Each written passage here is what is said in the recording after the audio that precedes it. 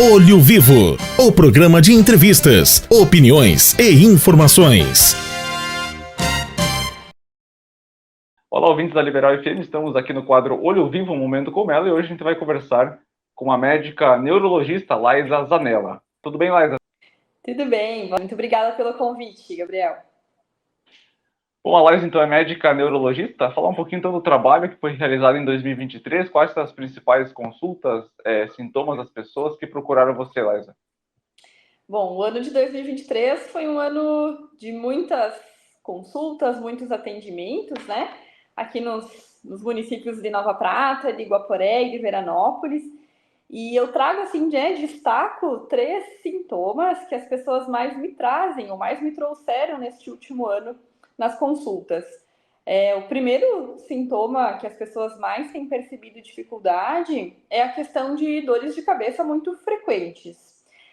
O segundo sintoma mais comum em consultas são queixas de memória, né, Gabriel? Que tem crescido bastante, tanto de pessoas com mais idade ou mesmo de pessoas mais jovens. Então, as pessoas têm percebido mais dificuldade de memória. E isso é um motivo pelo qual elas têm procurado, né, consultas comigo. E um terceiro sintoma também comum em consultas no último ano foram sintomas de tremores, né, nas mãos, no rosto, na cabeça, na fala. Também foi um sintoma comum, né, de ser avaliado neste último ano que passou.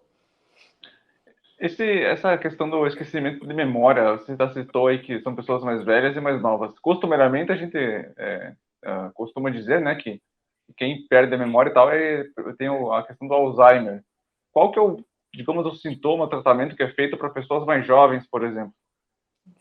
Então, nem toda queixa de dificuldade de memória é por uma doença parecida ou mesmo a doença de Alzheimer, né? A gente precisa, quando diante de alguém com uma queixa de memória, entender o porquê que essa pessoa está com queixa de memória. E a doença de Alzheimer é um dos diagnósticos possíveis, né?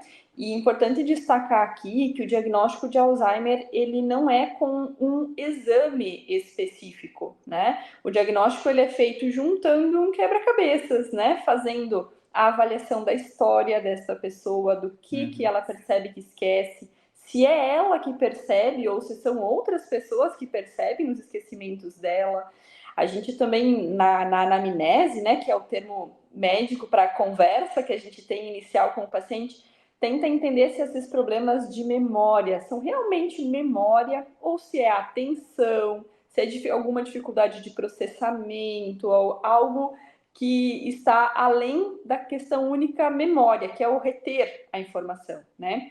Então, o quanto essas queixas atrapalham a pessoa, se interfere na vida da pessoa. A pessoa deixou de fazer algo por conta disso ou não? É algo eventual? Então, tudo essa primeira avaliação, ela precisa ter essa conversa bem feita. A pessoa ou um informante, no caso de alguns idosos com problemas mais graves, precisam saber contar como foi. O que é que a pessoa esquece? Como que foi a evolução? Foi rápido? Foi lento? A pessoa perdeu a capacidade de gerir a própria vida ou não? É algo muito inicial. Então, o primeiro passo para um diagnóstico é essa conversa, né? É entender como que isso está acontecendo. Que isso já nos acende diversas pistas, né? Já nos direciona bastante. E aí, a segunda etapa de uma avaliação de memória é a questão de testes de memória. Então, existem testes validados para a gente aplicar em consultório como uma forma de classificar, né, de tentar entender melhor se aquela pessoa realmente tem algo que os testes mostram ou não. Quando a gente fica na dúvida nesses testes iniciais no consultório médico, a gente pode pedir uma avaliação de um neuropsicólogo, que aí vai fazer testagens mais profundas ainda dentro dessa questão, né, cognitiva. E outro elemento que também entra na construção do diagnóstico, daí sim os exames, né? Exames de sangue, exames de imagem, para a gente saber o volume do cérebro, para a gente ver se as áreas responsáveis pela memória estão de tamanhos normais, ver se não tem outras lesões, né? Tumores, AVCs. Então, a gente precisa de um montar o quebra-cabeça, né? Várias informações.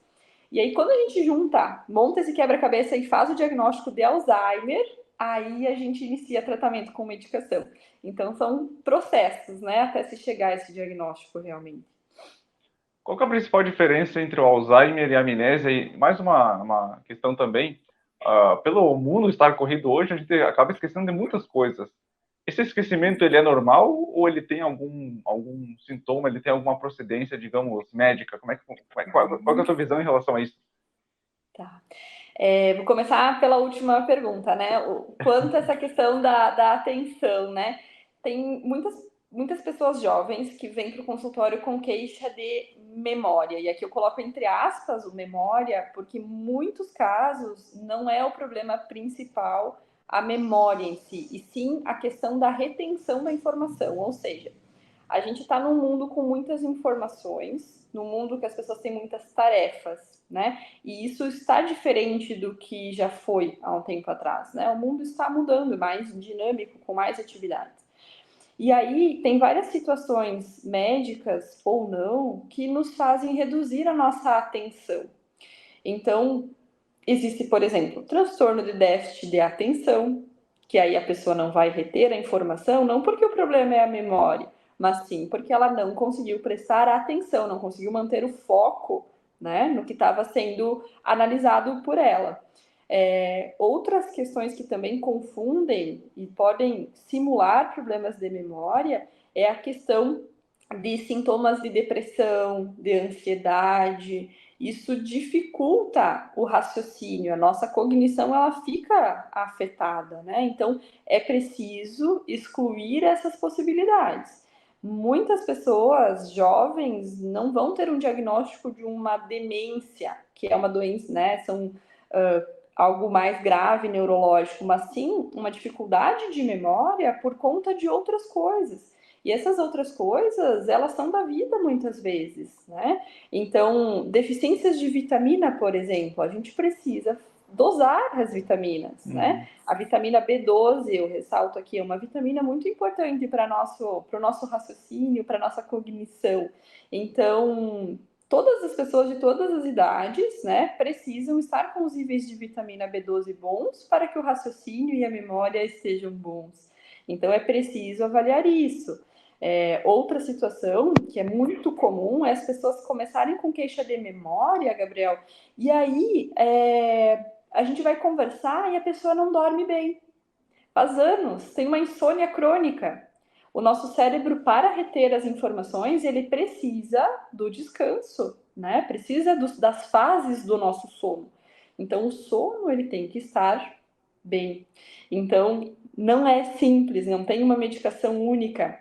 E geralmente em pessoas jovens, o diagnóstico não é de uma demência, mas sim alguma dificuldade de memória por outras queixas, né? Por outros quadros. E a tua outra pergunta era? Era a diferença do Alzheimer para a amnésia.